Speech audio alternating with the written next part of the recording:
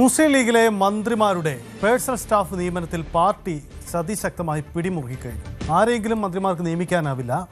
നേരത്തെ ഇത് സംബന്ധിച്ച് ഒരു പട്ടിക തയ്യാറാക്കാൻ തീരുമാനിച്ചിരുന്നു മുസ്ലിം ലീഗ്. അങ്ങനെ 150 പേരുടെ അന്തിമ പട്ടിക തയ്യാറാക്കി. ഇതിൽ നിന്നുമായിരിക്കും ഇനി നിയമനം നടത്തുക.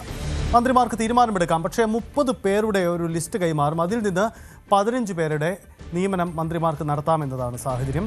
മുസ്ലിം ലീഗ് പലതരത്തിലുള്ള അന്വേഷണങ്ങൾക്കും അവരുടെ പാർട്ടി ബന്ധമടക്കമുള്ള കാര്യങ്ങളൊക്കെ പരിശോധിച്ച ശേഷമാണ് ഇങ്ങനെയൊരു ലിസ്റ്റ് തയ്യാറാക്കിയിരിക്കുന്നത്. എന്തായാലും ലീഗിൻ്റെ മന്ത്രിമാരുടെ നിയമനത്തിൽ പാർട്ടിയുടെ പിടിമുറുക്കൽ അതിശക്തമെന്നതാണ് സാഹചര്യം. അത്തരമൊരു തീരുമാനത്തെയാണ് മുസ്ലിം ലീഗ് ഉണ്ടാവുന്നത്. ഒരുപക്ഷേ മുൻകാലങ്ങളില്ലാത്ത ഒരു നിയന്ത്രണം തന്നെ ഇക്കാര്യത്തിൽ കൊണ്ടുവരുന്നു എന്ന് വേണം മനസ്സിലാക്കാൻ. CV അനുമോദ് ചേരുന്നു. അനുമോദ്, എന്തുകൊണ്ടാണ് മുസ്ലിം ലീഗ് ഇത്തരമൊരു ശക്തമായ പിടിമുറുക്കൽ തീരുമാനിച്ചത്? മുൻകാല സർക്കാരുകളിലെ പേഴ്സണൽ സ്റ്റാഫിൻ്റെ ഇടപെടൽ സംബന്ധിച്ച് പാർട്ടിക്ക് ആക്ഷേപം ഉണ്ടായിരുന്നു. എന്താണ് ഈ പട്ടിക മന്ത്രിമാർക്കിടയിൽ എതിർപ്പുണ്ടാക്കുന്നുണ്ടോ, അതോ ഈ പട്ടിക തന്നെ അവർക്ക് അംഗീകരിക്കേണ്ടി വരുമോ?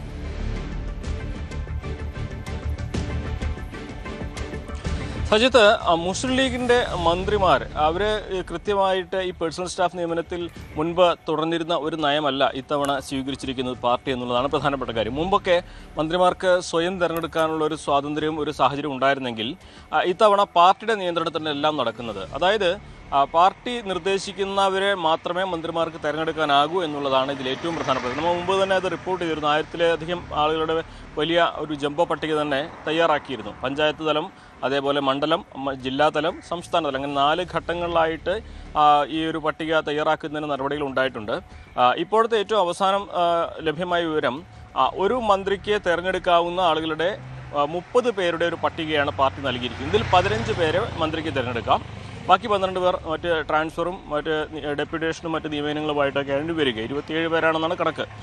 എന്താണെങ്കിലും 15 പേരെ തിരഞ്ഞെടുക്കാനുള്ള അധികാരം മന്ത്രിക്കാണ് അന്തിമമായിട്ടുള്ളത്. അതിൽ മന്ത്രി നിർദ്ദേശിച്ച ആളുകൾ ഈ പട്ടികയിലുണ്ടെങ്കിൽ അവർക്ക് അതിൽ ഉൾപ്പെടുത്താവുന്ന സംവിധാനമാണ്. ഇതിൽ ഏറ്റവും പ്രധാനപ്പെട്ട കാര്യം, നാളെ ഒരു വിവാദങ്ങൾ ഉണ്ടാകാതിരിക്കാനാണ് ഇത്രയും ജാഗ്രതയോടെ മുസ്ലിം ലീഗ് ഇക്കാര്യത്തിൽ തീരുമാനങ്ങൾ എടുത്തിരിക്കുന്നത്. മുൻപ് പലപ്പോഴും ഈ സ്റ്റാഫ് നിയമനം പല വിവാദങ്ങൾക്കും വഴിയൊരുക്കിയൊരു സാഹചര്യമുണ്ട്.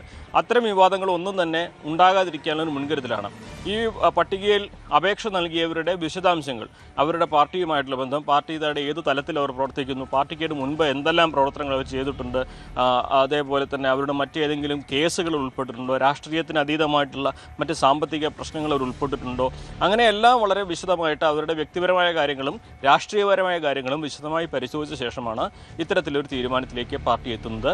മുൻപ് ഇലക്ഷന് മുമ്പ് തന്നെ സർവേ നടത്തിയിരുന്നു. സ്ഥാനാർത്ഥി